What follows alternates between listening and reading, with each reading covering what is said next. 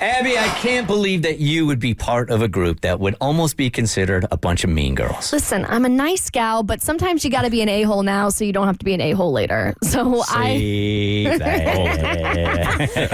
One person setting boundaries is another person's a-hole. They're the same. So I was on a FaceTime call with this group of friends that I have that live in a completely different city. They're like mutual friends of mine. And they're planning this big trip to Las Vegas. They're so excited about it. They're planning on going later this fall. They're going to go out drinking and clubbing and laying by the pool. And I'm like, can I go? This sounds amazing. And so they have this friend that they are planning on. They want to not invite this friend. And they know it sounds bad because why would you not want to invite one of your friends to Las Vegas? But nobody likes exclusion. Nobody wants to exclude anybody, but they think it's the best case scenario for everybody. So they're planning this trip, and it's all the things that this friend absolutely hates. This friend is more of an introvert, isn't really big into like the party scene, not a big drinker, all fine things. And so I've been out with this group of friends a couple of times, and the best way to describe it is like when you go out with her, it's sort of like you're babysitting. Like it could be anywhere. We could be at a restaurant, we could be at a bar. It always just feels like she's kind of having a bad time anytime it's sort of a party environment. Mm-hmm. So I'm sure you're thinking like, oh, she probably wouldn't want to go to Vegas anyway. No. I've learned that some people's happiness is like right around 6.5 or 7. Like it makes them uncomfortable if they're like at 8 or 9 or any lower than that. They just don't like to be like too happy. It kind of makes them happy. Yeah. I feel like I go through that a lot. Yeah, when I'm out, like my friends and family will always think I'm not enjoying myself. They're like, you just don't look like you're having fun. And I'm like, I'm having the time of my life. Yeah, I'm just not entertaining you. Exactly. But I am having a good time. I'm fine. Right. Well, this girl always looks like she's hanging out about around a 3. Like anytime it's like a more party environment. And anytime I've gone on trips with them, I've asked them, I'm like, hey, is XYZ coming? And they're like, yeah, she like insists on coming with us to insert party city, or not like the store party city. Enter like big, like she insists on coming to New York with us. Right. And that's understandable because as a girl, like you don't want to be excluded by your group of friends. But at the same time, like if you're coming out and you're bringing down everybody else's mood and killing the vibe. And one person can do that for the whole group for sure. And so it's getting to the point where like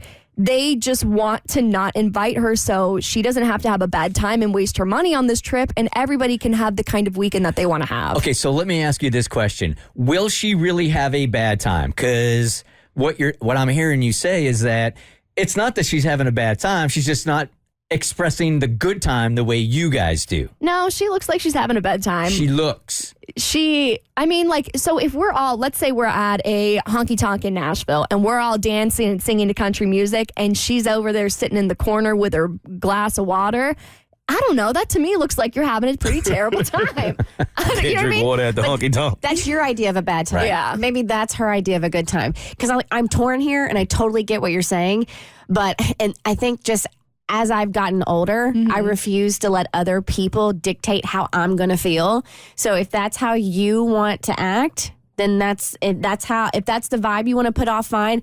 I'm not going to let your vibe affect the good time I'm having. Gotcha. And so I guess what I'm trying to express is that we feel uncomfortable around her because we can tell that she feels uncomfortable. And so it's one thing to go out to maybe a dive bar in New York. It's a whole other thing to go out to a club in Vegas. Like it's one you know what I mean? Like those are next level. The environments are different. So they came to me and they're like, what do you think we should do? Should we be like straight up and honest and be like, you have a terrible time every time we go out, and like tell her that she's a wet blanket? Or do we say maybe this is a trip hosted by somebody else and that they just didn't think to invite her because they're not friends? Maybe there's another option here. Maybe you ask her if she truly is miserable when she's hanging out, and you don't want to put her in a situation where she appears to be unhappy.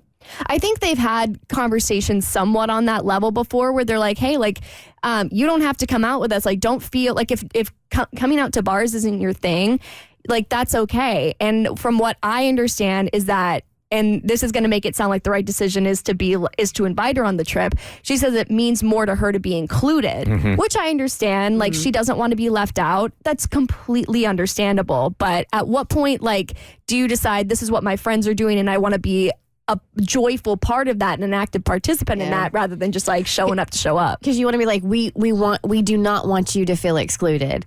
But if we go out to a club in Vegas, you can't sit in the corner and sulk. Yeah, like drink your water, dance to Kesha or whatever. Like, you know. That's unfair. Mo. I think it's unfair too, but it's hard because it's a difference between kind of like your turn up just looks different than everybody else's and you're actually bringing people down. It's like a thin line. So I don't, but I just think y'all should be straight up with her and ask her if she enjoys herself, and if she does, let her go. I mean, you've gone through with it like your son when he goes on these vacations. I was just going to say the same thing. That, well, not only my son, but my fiance is also an introvert as well. So she's not like the one in the middle of the party having a great time, but she really is. So I hate the thought of just using those two as the example in my head of them not being invited just because they don't celebrate the same way the non-introverts do. Okay, that makes sense. It makes sense. I just am picturing her in Vegas, and I just know it's going to go poorly. Look, I'll tell you what I do. Honestly, when like my fiance is with us at work parties and stuff like that, and she's not as engaged as the rest,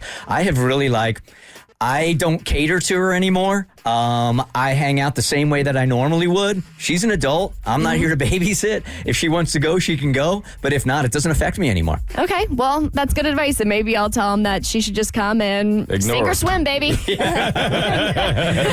The Bert Show. So first, thanks for watching. Second, you like what you just watched? That just scratches the surface. Get the Bert Show on any podcast platform. We're so good.